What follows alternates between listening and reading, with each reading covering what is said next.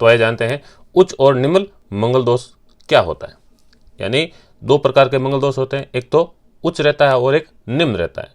निम्न का मतलब है उसका असर है कम रहता है और उच्च का मतलब ज्यादा असर रहता है। ठीक है, तो अगर किसी के कुंडली में चंद्र कुंडली और लगन कुंडली, इन दोनों के अंदर मंगल दोष किस प्रकार से बनता है, क्या हमें मालूम गिर जाता है कि इस कारण से इसके कुंडली के अंदर मंगल दोष है।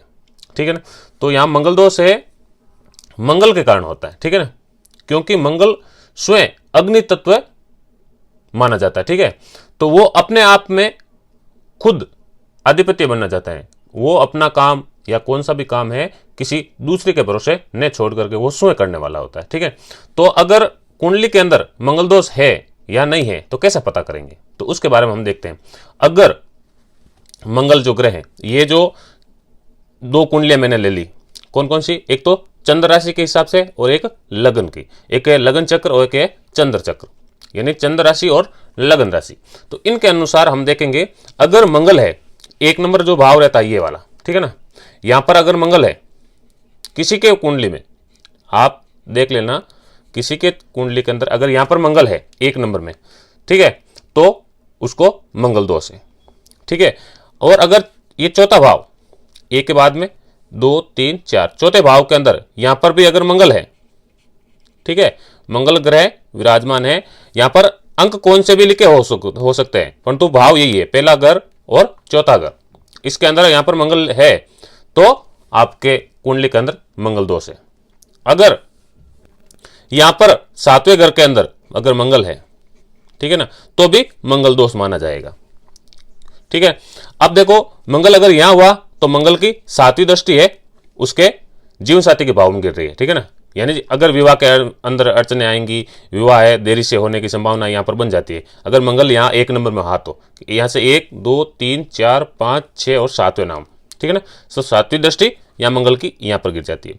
अगर यहां पर चौथे भाव में अगर मंगल है, ठीक है, तो यह मंगल की चौथी दृष्टि कहां पर गिरेगी, यहां पर गिरेगी उसके विवाह के भाव में। ठीक है, तो विवाह में अड़चने आने की संभावना यहां पर बन जाती है, 1 2 3 ये चौथी दृष्टि। अगर मंगल स्वयं अगर इस सातवें भाव में, यानी विवाह का जो भाव रहता है वो सातवां ही घर रहता है जीवन साथी का, ठीक है ना, तो अगर वहां पर भी मंगल है तो भी विवाह में अड़चने आने की संभावना यहां पर बन जाती है। ठीक है ना, विवाह में देरी होना, विवाह में विलंब होना, इस प्रकार की स्थिति या विवाह में किसी प्रकार की कोई रुकावटें आना, ये सब मंगल के कारण ही मानी जाती है। अगर मंगल ये 8वें भाव में अगर यहां पर भी मंगल हो, ठीक है ना, तो मंगल हो तो यहां पर घातक माना जाता है, क्योंकि ये उसके जीवन साथी का भाव कौन सा रहता है, वापस यहां से ये दूसरा भाव, यानी सातवीं दृष्टि है, यहां से सातवीं दृष्टि 1 2 3 4 5 6 और सातवीं दृष्टि यहां पर गिरती है।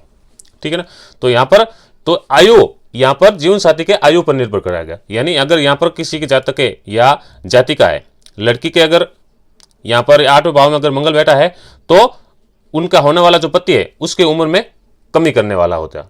अगर यहां पर उल्टा मान लो, ठीक है, अगर लड़के के कुंडली में हो तो लड़की की उम्र है वो, उसकी जीवन साथी मतलब पत्नी की उम्र है वो कम होगी, तो यहां पर उसको प्रभाव किस पर प्रभाव डालेगा, उसकी उम्र पर प्रभाव डालेगा, क्योंकि सातवीं दृष्टि यहां पर गिर रही है।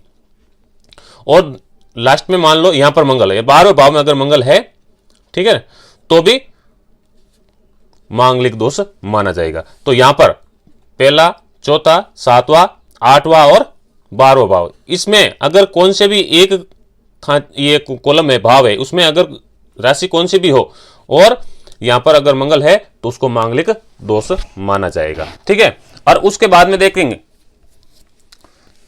कौन सा, लग्न चक्र।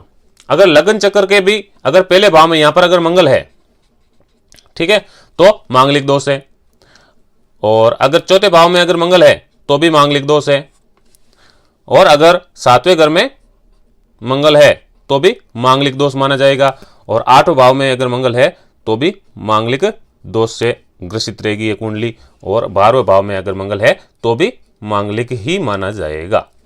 ठीक है, ये तो हो गई मांगलिक। अब यहां पर हम चर्चा करने वाले हैं उच्च और निम्न।